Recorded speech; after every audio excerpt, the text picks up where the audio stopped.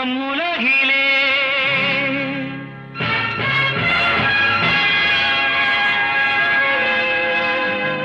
இருக்கும் வரையிலே